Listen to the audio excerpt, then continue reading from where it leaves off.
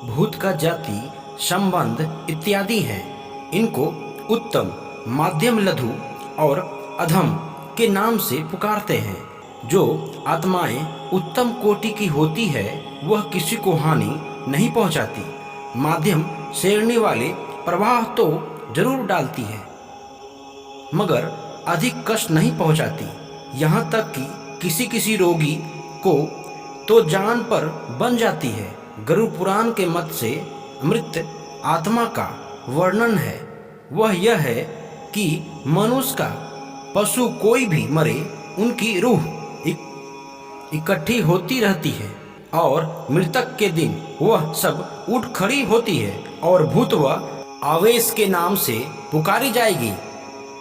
भूत कहाँ कहाँ पाए जाते हैं और कहाँ निवास करते हैं? भूत शमशान स्थान में या पुराने खंडहर में या पुराने पीपल पर या पुराने वट वृक्ष पर ज़्यादातर रहा करते हैं।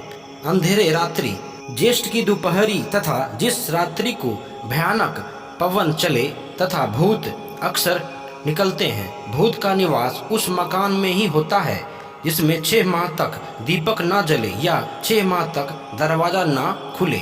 यह निश्चित है कि किसी किसी तालाब, नदी व चौराहे पर भूत का प्रकोप किया करते हैं।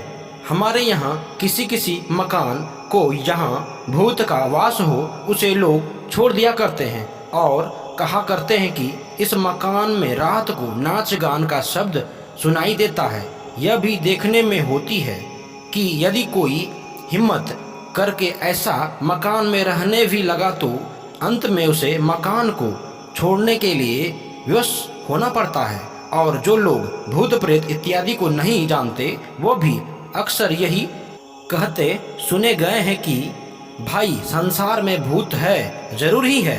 भूत किस किस को जल्दी पकड़ता है इनका वर्णन हम कर रहे हैं, आप सुने।